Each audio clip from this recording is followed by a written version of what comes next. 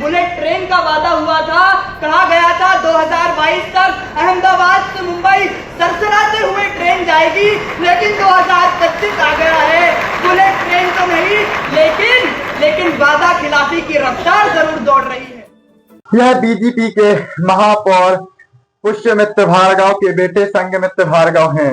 जब इन्हें एक डिबेट के अंदर विपक्ष का रोल लगाने को कहा गया तो इन्होंने एमपी सरकार की पोल खोल के रख दी।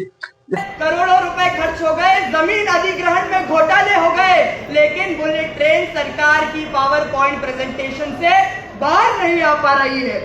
महोदय, सरकार कहती है कि कवच तकनीक सिस्टम से रेल हादसे खत्म हो जाएंगे, लेकिन आपको बात बता दूं कि 10 साल में पिछले 10 साल में 20,000 लोगों ने रेल हादसे में अपनी जान गंवाई है।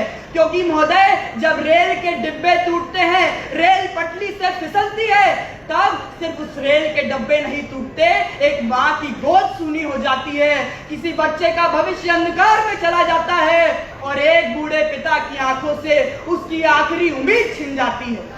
महोदय, स्टेशन रीडेवलपमेंट की बात होती है, कहते हैं 400 स्टेशन हम एयरपोर्ट जैसे बनाएंगे, बनते कितने हैं? केवल 20। वहां पे भी जनता की आवाज आती है कि हाँ, चमकते बोर्ड तो हैं, लेकिन पीने का पानी महंगा है और भीड़ की भीड़ वही है। लेकिन आज मैं आप सभी को कुछ तथ्य प्रस्तुत करना चाहता हूं कि सीएजी की रिपोर्ट 2022 हमें यह बताती है कि 1.25 लाख करोड़ रुपए जो जनता का पैसा स्टेशन बनाने के लिए स्वीकृत किया गया था, उसकी आज भी 80% परियोजनाएं बाकी हैं। उसके बाद जो 78% सुरक्षा पर पैसा खर्च करना था, उसे डाइवर्ट कर दिया गया। और इकोनॉमिक टाइम्स की 2020 हमें यह रिपोर्ट बताती है कि 300 करोड़ रुपए की कैटरिंग का निवेश एक ही कंपनी को दे दिया।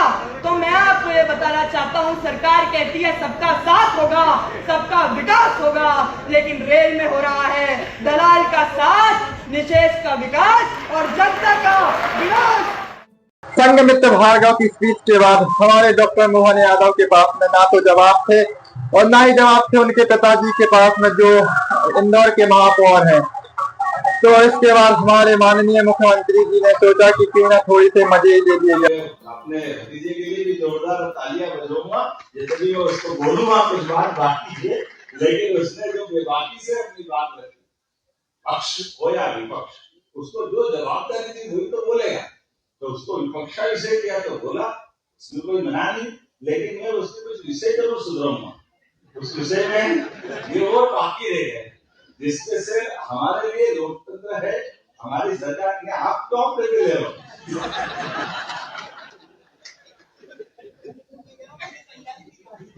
अब मेरे थोड़ी मालूम किसी तैयारी, और मैं आपको देख के भी नहीं बोल रहा हूँ। अरे मुहावरा बड़ा गलत चलता है, चोर की दाढ़ी में। अटल बिहारी वाजपेयी जी की पंक्तियां उद्धृत करना चाहूंगा कि टूटे हुए सपनों की सुने कौन सिसकी, अंतर की चीर बता पलकों पर खिटकी, हार नहीं मानूंगा, नार नहीं ठानूंगा, काल के कपाल पर लिखूंगा, मिटाऊंगा, गीत नया गाऊंगा, गीत नया गाऊंगा।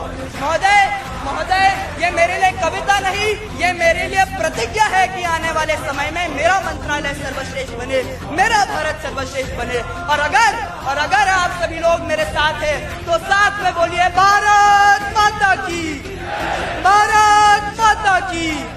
धन्यवाद।